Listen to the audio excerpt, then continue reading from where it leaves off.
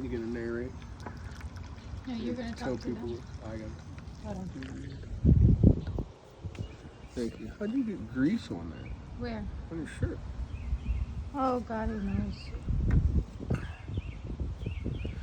Anywho, you know, it's a good thing to take care of your equipment. Try to do preventive maintenance and stuff like that. Keep it cleaned up. And a lot of people don't think about their rods. A lot of people think about reels. We just took 3 reels in today that we fished with yesterday because we were getting splashed by waves and stuff. Saltwater spray coming up, and it gets in your reels and it'll really corrode stuff in there.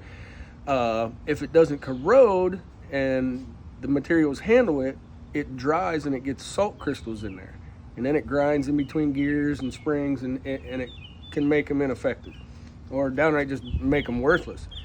Not a lot of people think about the rod side. You know, what happens? All right, you spray it off with water, it's good. Well, that is good, but they sit around and collect dust. You get in, especially in Florida or people around the beach, there's going to be sand. There's always stuff that gets on them and gets in them. I just had a little bit of paint there. So this is how I clean them. I put a little bit of Dawn dish soap in a bucket, a little bit of water, and I get a fairly soft bristled brush, and I start at the ends, and I just start cleaning them, and all I'm trying to do is get any gunk off of them.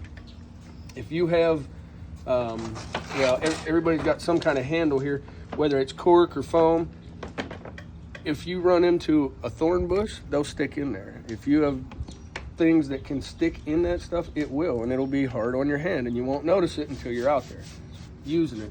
I just brush these down and feel for and look for anything that might stick up and get in there. This to me is the important part. This is where you thread and your reel goes on. This is your reel seat.